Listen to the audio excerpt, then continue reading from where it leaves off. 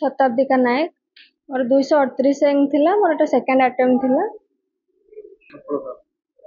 मैं 10 ରୁ 12 घंटा पढ़े बेले बेले भी कमी जाए बेले बेले बढ़ी जाए तो मु रिक्वायरमेंट नहीं कि मु पढ़े केते समय पढ़े सेटा मु रिक्वायरमेंट केते रूटीन अनुसार पढ़े मु सेटा ठीक करे सब दिन। मो परिवार को देबी खास कर मो डैडी को मो भाई मो माँ मो भौणी समस्त को देबी मो टीचर जो माने पढ़ाई चंती समान को मो सांग साथी माने समान मते बहुत भी हेल्प करचंती मो जणी रे।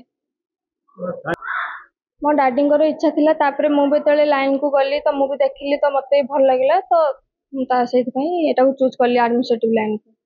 समाज रे जहाँ सब प्रॉब्लम अछि नारी सुरक्षा गरीब मानक जो मान सब माने समाने ठीक रे रही पारनांती समानकर जो असुविधा थिबो समानक मु सब सहायता करबा चेष्टा करबो। आमे बहुत खुशी अच्छु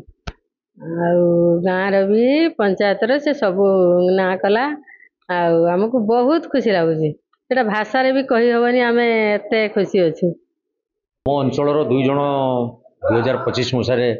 आमे गर्वित मु लोकप्रतिनिधि हिसाब से दुई जन एथर आमर पाई ओएस पाई ता भितर शताब्दिता नायक आमर होउचंती बछदार झील माँ जड़े